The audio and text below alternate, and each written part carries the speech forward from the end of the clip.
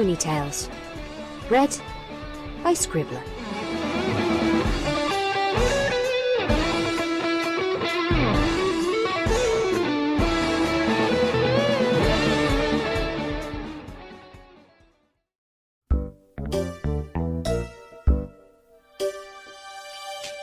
The night Sunset Shimmer tried to kill Santa Claus, by Majin Sieko.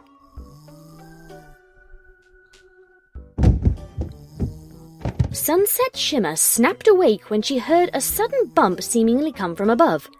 She looked at Pinkie Pie, who was snoring in her bed. Pinkie Pie had been gracious enough to let Sunset stay at the Pie residence for the upcoming Christmas holiday, and she was grateful that the homeless shelter agreed not to give up her bed for the evening.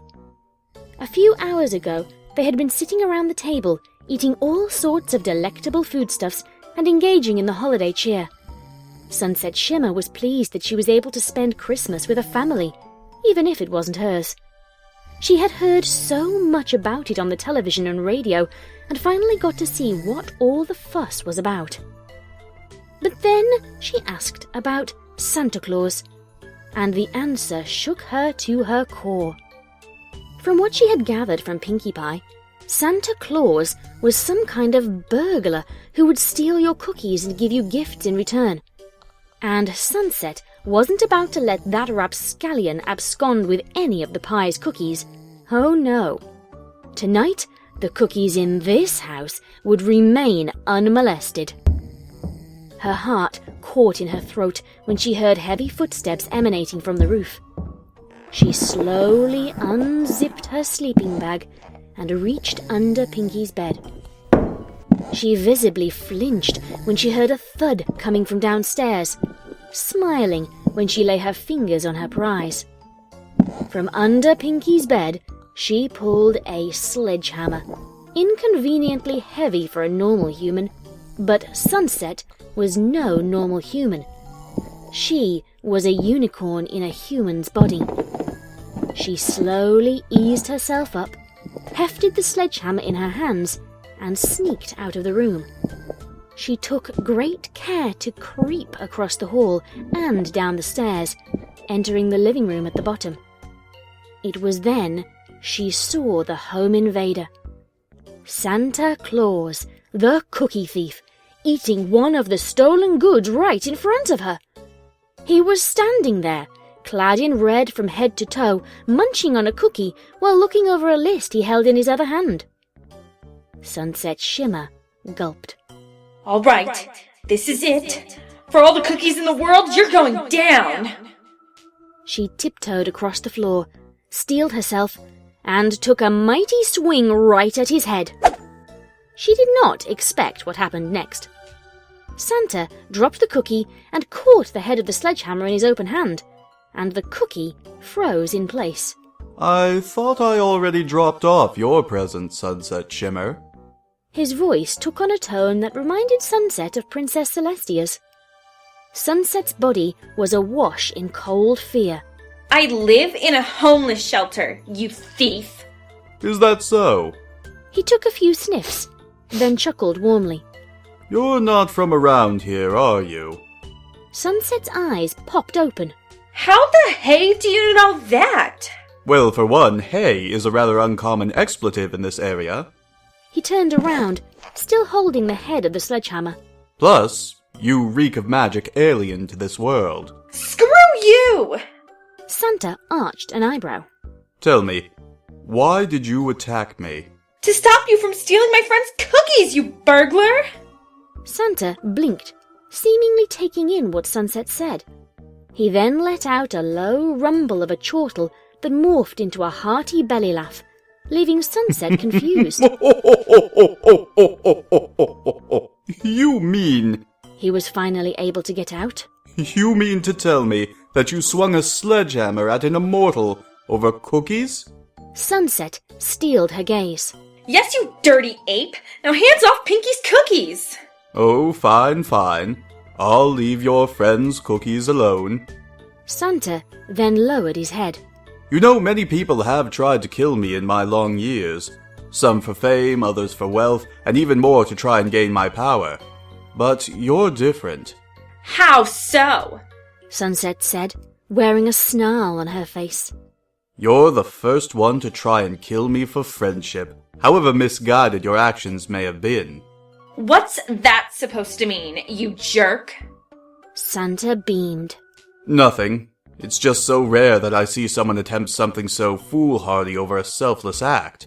You're not the first immortal I've ever met. I suppose not. Well then, have a Merry Christmas. And with that, Santa disappeared. Sunset followed through with her swing, throwing her off balance, and the half-eaten cookie dropped to the floor.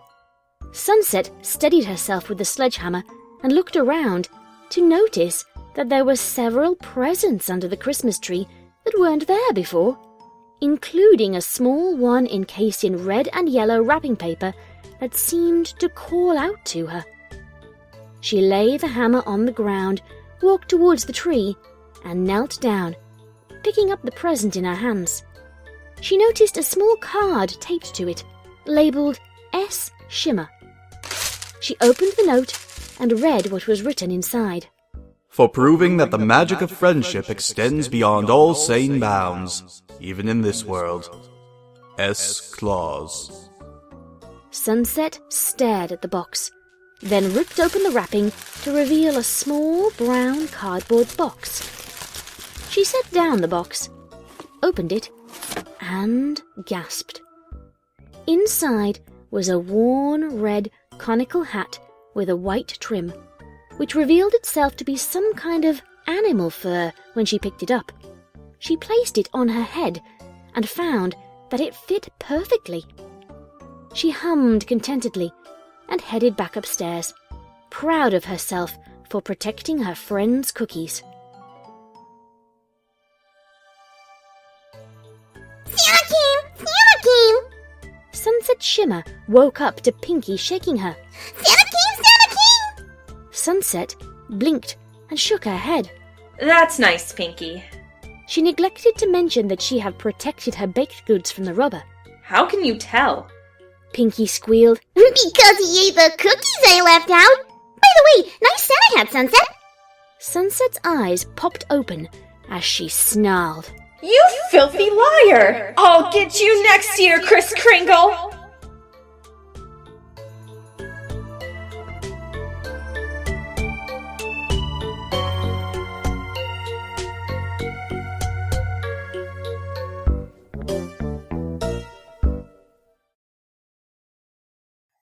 That was The Night Sunset Shimmer Tried to Kill Santa Claus.